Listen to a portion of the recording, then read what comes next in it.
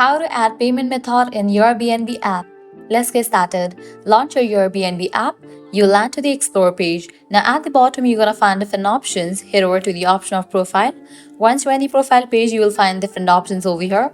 Under settings, you will find the option of payments and payouts. Click on that option. Now navigate to the option of payment method. Now from here, you will be able to add the payment method in your Airbnb app. Click on the option of add payment method. You're gonna get two options, credit or debit card or PayPal. Select the option of your choice. Then provide the details. First up, type in the card number. Then type in the expiration date. Then type in the CVV.